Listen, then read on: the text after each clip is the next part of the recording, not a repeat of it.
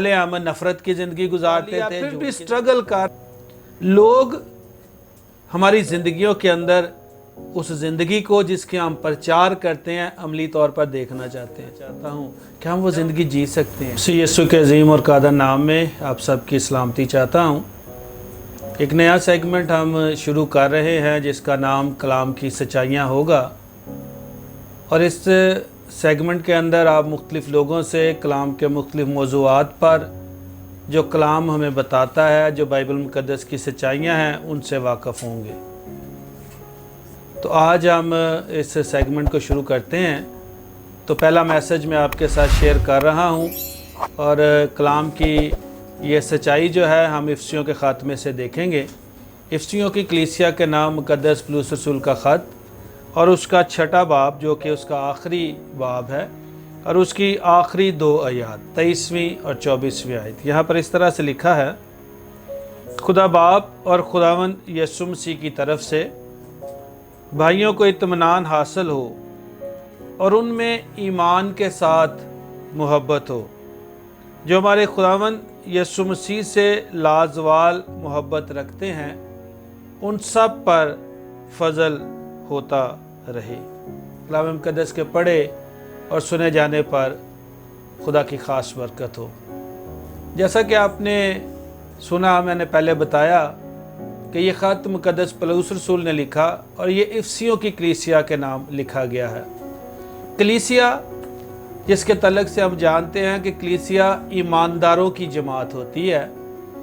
ایماندار یعنی وہ شخص، وہ اشخاص جو یسوع مسیح کے قیمتی خون سے دھوئے گئے ہیں، جنہوں نے اپنی زندگیاں خداوند یسوع مسیح کے نام کی ہیں اپنے گناہوں سے توبہ کر کے، جنہوں نے یہ مان لیا کہ وہ اس زمین اس دھرتی پر جو زندگی بسر کر رہے تھے وہ خدا کے مرضی کے خلاف تھی، اور جو زندگی خدا چاہتا ہے اس کا نمونہ یسوع مسیح کی زندگی کے اندر پایا جاتا ہے جو انہوں نے زمین پر بسر کی ہے۔ وہ ایماندار ہوتا ہے،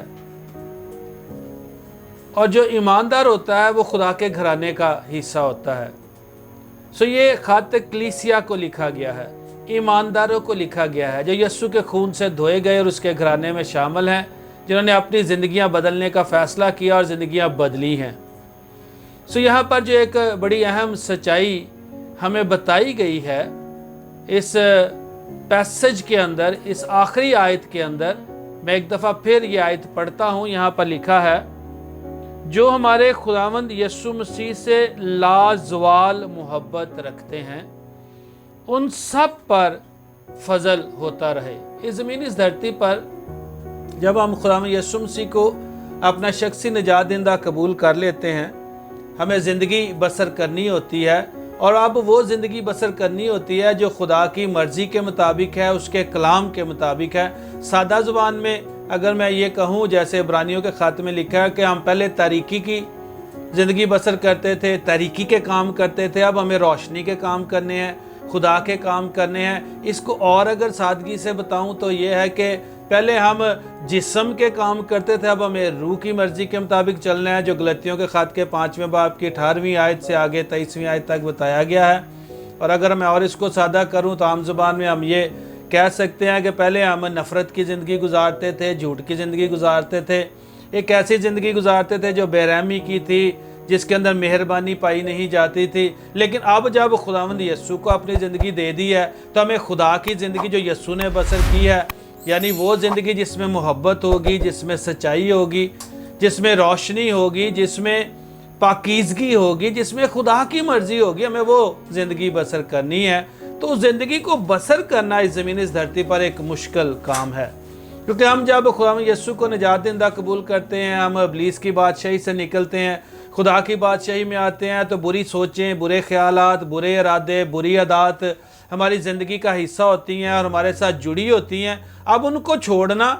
اور اس زندگی میں ایک دم سے چلنا جو ہے یہ مشکل ہوتا ہے۔ لیکن یہ پیسج ہمیں یہ سچائی بتاتا ہے کہ ایسے لوگ جنہوں نے خدا سے محبت کرنا سیکھا ہے، یعنی جنہوں نے خدا کی محبت کو سمجھا ہے اور پھر خداوند یسوع مسیح کو اپنا شخصی نجات دہندہ قبول کیا ہے، وہ اگر اس محبت میں چلتے رہیں اور وہ محبت کبھی کم نہ ہو تو ان پر یہ فضل جاری رہتا ہے کہ وہ والی زندگی جو خدا چاہتا ہے جی سکتے ہیں۔ ایک اور بات جو آپ کے ساتھ اس کے ایڈیشن میں آگے بڑھاتے ہوئے شیئر کرنا چاہتا ہوں، یہ جو محبت ہے جو خدا نے دنیا سے کی ہے، اس کو سمجھنا بڑا ضروری ہے۔ بائبل مقدس یہ بتاتی ہے یوحنا کی انجیل کے 3 باب کی 16ویں آیت میں، کیونکہ خدا نے دنیا سے ایسی محبت رکھی کہ اس نے اپنا اکلوتا بیٹا بخش دیا تاکہ جو کوئی اس پر ایمان لائے ہلاک نہ ہو بلکہ ہمیشہ کی زندگی پائے۔ یعنی جو ایمان لاتا ہے وہ ہمیشہ کی زندگی پاتا ہے۔ اب اس ہمیشہ کی زندگی کو اس زمین پر تجربہ کرنا اور جینا ہوتا ہے، جو میں نے آپ کو پہلے بتایا ہے، اور یہ مشکل کام ہے، اور اس کے لیے ہمیں خدا کے فضل کی ضرورت ہوتی ہے۔ بائبل مقدس ہمیں یہ بتاتی ہے یوحنا کی انجیل کے 1 باب کی 14ویں آیت میں کہ فضل اور سچائی خداوند یسوع مسیح کی معرفت پہنچے۔ اس سے پہلے بھید، چیزیں، مکاشفے پرانے عہد نامے میں جو چھپے ہوئے تھے وہ نئے عہد نامے میں مسیح کی زندگی میں کھل جاتے ہیں۔ اور جب ہم عبرانیوں کے خط میں جاتے ہیں تو ہمیں پتہ چلتا ہے کہ یسوع مسیح کے آنے سے مکاشفہ کامل ہو چکا ہے۔ پیدائش سے مکاشفہ تک جب ہم کلام مقدس کو پڑھتے ہیں تو ہمیں پتہ چلتا ہے کہ جو باتیں پہلے ہم سمجھ نہیں سکتے تھے اب سمجھ سکتے ہیں، کیونکہ خدا یسوع مسیح نے ہر شخص کے لیے اپنی جان دی ہے۔ جو ایمان لاتا ہے اسے پھر خدا کے روح القدس کا تجربہ ہوتا ہے۔ روح القدس کا بپتسمہ اس کو ہم عام زبان میں کہتے ہیں۔ جب روح القدس کا بپتسمہ ہوتا ہے تو وہ فضل جاری ہوتا ہے جو ہمیں اس زندگی کو جینے کے لیے ایکٹیو کر دیتا ہے، جس کو صرف ہم سمجھ رہے ہوتے ہیں، سنا ہوتا ہے، ہمارے سامنے ہوتا ہے، توبہ بھی کر لی ہے، خدا یسوع کو نجات دہندہ بھی قبول کر لیا، پھر بھی سٹرگل کر رہے ہیں، 5 سال 10 سال بری عادات نہیں چھوٹی، بری باتیں نہیں چھوٹتی، بری چیزوں سے واسطہ رہتا ہے، سگریٹ نوشی، شراب نوشی اور بہت ساری اور ایسی چیزوں سے جڑے رہتے ہیں جو خدا کو ناپسند ہے، جو پہلی زندگی کا حصہ تھی، اب نہیں ہونی چاہیے، لیکن اب وہ اس لیے جڑی ہوئی ہیں کیونکہ ہم آگے نہیں بڑھ پا رہے۔ یسوع مسیح نے ایک اہم ترین بات یہ بتائی، انہوں نے کہا یوحنا کی انجیل کے 14ویں باب میں کہ میرا جانا تمہارے لیے اچھا ہے، کیونکہ میں جاؤں گا تو تمہیں دوسرا مددگار بخشوں گا جو باپ سے صادر ہوتا ہے، اور جب روح القدس آئے گا تو وہ تمہارے اندر ہوگا، وہ تمہیں سکھائے گا، وہ تمہیں سکھائے گا کہ یہ زندگی کیسے جی جاتی ہے، جو زندگی میں نے زمین پر جی ہے، جو خدا باپ کی مرضی کی زندگی ہے۔ اس کے لیے روح القدس کا ہونا، خدا کے فضل کا ہونا ضروری ہے، کیونکہ فضل اور سچائی یسوع مسیح کی معرفت پہنچے ہیں۔ یسوع مسیح نے بتایا کہ روح القدس اس لیے ابھی تک نازل نہیں ہوا کیونکہ یسوع مسیح ابھی خود جلال تک نہیں پہنچے، تو انہیں اپنے شاگردوں کو یہ بھی بتایا۔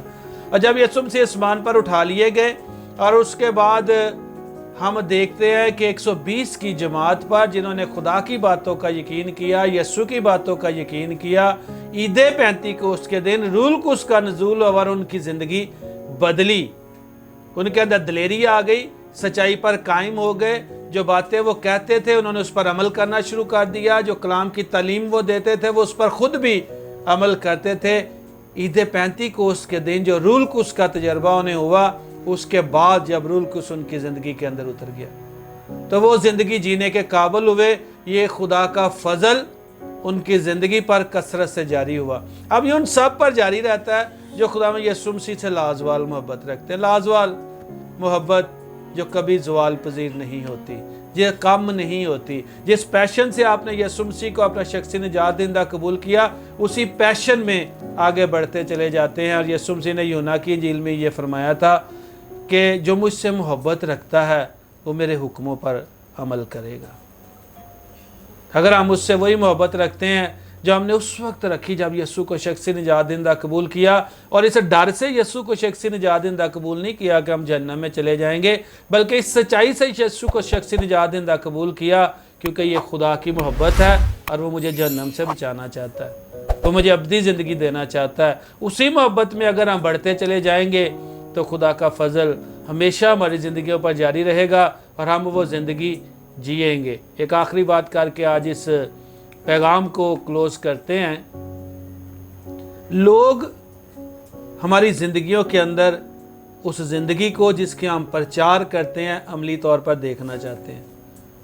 جب ہم لوگوں کو یہ بتاتے ہیں کہ خدا محبت ہے، جب خادم لوگ جن میں بھی شامل ہوں یہ بتاتے ہیں خدا محبت ہے، और जब लोग हमारे पास आते हैं और उनको हमारे अंदर वो मोहब्बत नज़र नहीं आती, तो फिर लोग ठोकर खाते हैं।